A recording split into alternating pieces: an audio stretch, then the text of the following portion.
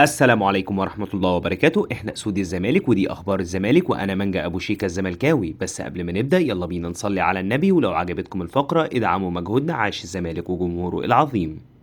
الزمالك اختتم تدريباته أمس وانتظم اللاعبون في معسكر مغلق لحين موعد المباراة اليوم.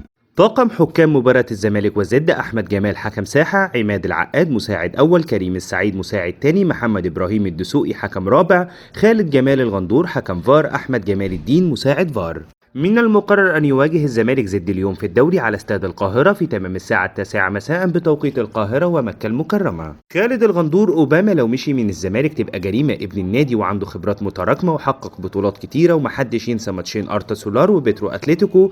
وعواد لو وافق على تجديد عقده بمبلغ معقول يستمر. وسيف الجزيري لازم يجدد. ووسام أبو علي أفضل مهاجم في مصر وبعده الجزيري. خالد الغندور ردا على سؤال هل ممكن كهربا يرجع الزمالك، هو مشكلته كانت مع مرتضى منصور وهو مشي، هل كهربا هيمشي من الاهلي؟ ما اعتقدش كهربا يرجع الزمالك لانه بيموت في الاهلي، وقال ممكن الم كور في الاهلي وده بيتي، هو اللي قال كده. ما اعرفش بقى غاب عن التدريبات ليه، مع ان تصريحاته ان ده بيته من تاسع المستحيلات ان كهربا يرجع الزمالك، وفي كلام ان زد عاوز كهربا واللاعب رافض وبيشوف نادي تاني، واتم ما اعتقدش ان بيراميدز يكون مهتم بكهربا. ابراهيم عبد الخالق نجم الزمالك السابق: العمر مجرد رقم بالنسبه للثنائي شيكابالا وعبد الله السعيد، الثنائي قادران على العطاء اكثر من لاعبين في مطلع العشرينات ويمتلكان الخبرات الكبيره. من يهاجم الثنائي شيكابالا وعبد الله السعيد مريض.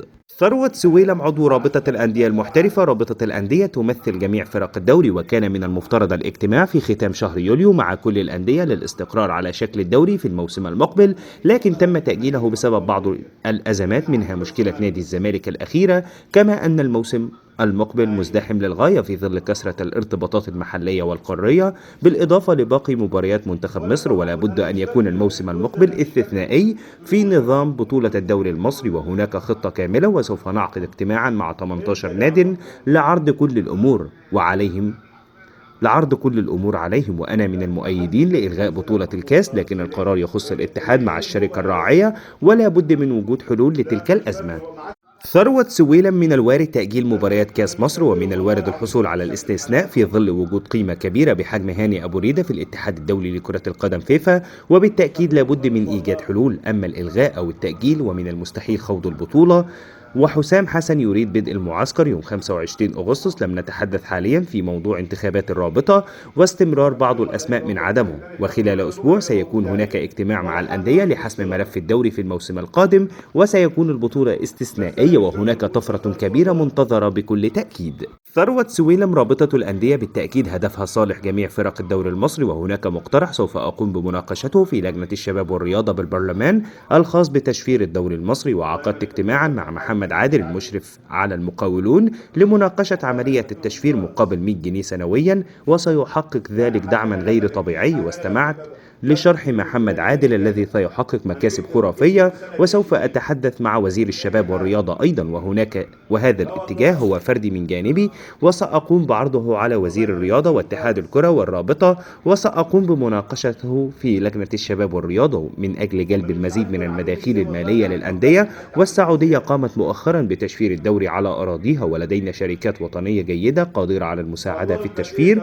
خصوصا شركة المتحدة، وأن يتم تصوير الدوري المصري بشكل جيد وإحداث طفرة تلفزيونية. سيف زاهر: كهربا السكة قطعت مع كولر خلاص، واستمرار كهربا مع الأهلي أصبح صعب جدا جدا، وحاليا ما عندوش عروض ووكيله ما عندوش عروض. هل الأهلي ممكن يسيبه فري؟ ده قرار يخص الأهلي، لكن بقاء كهربا في الموسم الجديد شبه مستحيل. الراجل مش هيدخله قائمة ولا هيحطه في تشكيل ولا هيديله دقايق في الماتشات. الأمور بقت صعبة بالنسبة لكهربا، ما أعتقدش الأهلي يسيبه فري، وممكن يروح إعارة. هل يروح بيراميدز أو الزمالك؟ لكن جمهور الزمالك على الميديا رافض. هل كهربا ممكن يرجع الزمالك؟ القرار عند إدارة الزمالك وكهربا، وبيراميدز مش في الجيم. مهيب عبد الهادي: الزمالك يسعى لاستعادة لاعبه السابق طارق حامد، والزمالك ينتظر موقف اللاعب من الاستمرار في نادي ضمك السعودي من عدمه، وتابع طارق حامد قريب من العودة إلى صفوف الزمالك الموسم المقبل. الإعلامي محمد الليثي جوميز: قرر منح كافة اللاعبين الأساسيين في الزمالك أجازة بعد مباراة زد والعودة يوم 29 أغسطس من أجل انطلاقة فترة الإعداد للموسم الجديد.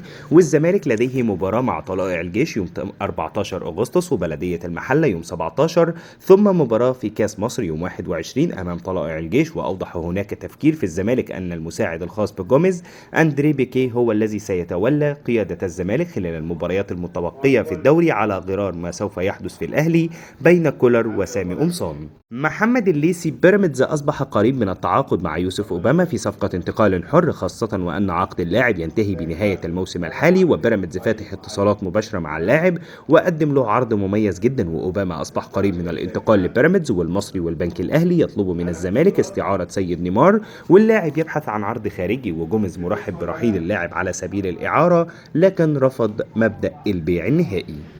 إكرامي الشحات طول عمر الزمالك بيخاف من الأهلي، والزمالك انسحب علشان خاف من الأهلي، وبدليل مطالبته لما لم تتحقق وليه ما لعبش المباراة. هو طلب 4 مطالب، هل اتحقق حاجة؟ ليرد مصطفى يونس: الزمالك أكتر فريق كسب الأهلي، وإحنا كلنا لعبنا مباريات زمالك وأهلي وطول عمرنا بنعمل حساب للزمالك وانسحبنا قبل كده أمامه، وبتكلم كلمة حق ربنا هيحاسبنا عليها. ليعود إكرامي: مباراة الزمالك والأهلي لها رونقها وكنت ببقى سعيد بالمشاركة بها.